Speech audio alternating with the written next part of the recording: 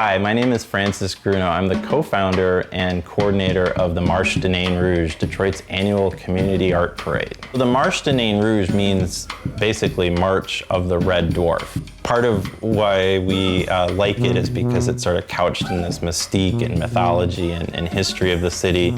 And what's really intriguing about the Nain Rouge is we don't really know what it is. Is it this kind of hobgoblin gnome from like the French tradition? They call them lutins. We have in Detroit this kind of tradition of kind of more martial parades, meaning like, you know, you come to spectate. But there's this other tradition of sort of like, you know, where you are the parade.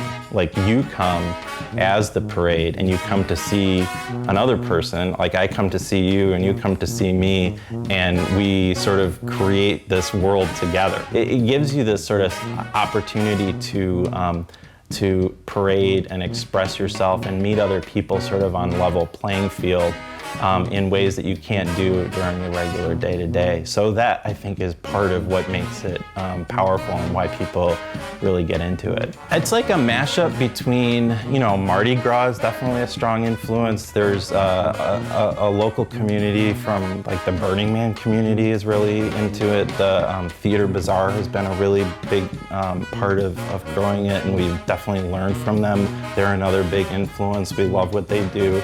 People really like the mystery, and they, you know, it's a cipher. It's not really sure. You can apply whatever you feel in the moment. From our first year at about 200 people, which was way more than we thought. Every year it's grown, and some years more than others, but it's in its, this was its 7th year, and it was somewhere around 6,000, 6,500, something like that. So, you know, it's like word of mouth, but then social media has also been a really big part of it. The Facebook page has grown to about 6,000 or 7,000 people now.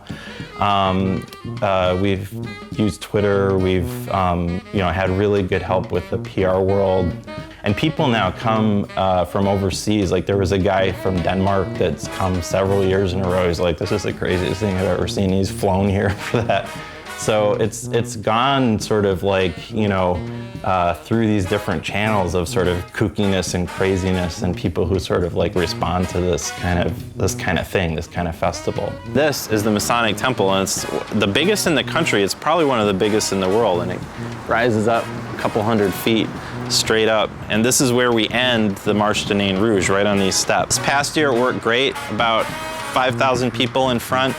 The Nain Rouge comes up the stairs, and there's a podium right here, and the Nain Rouge does basically a fake political speech where he unveils his plans for Detroit's destruction this year. And during the course of that, Detroiters rise up with their positivity, and they basically overcome the Nain's ill intent, and the Nain goes away for another year.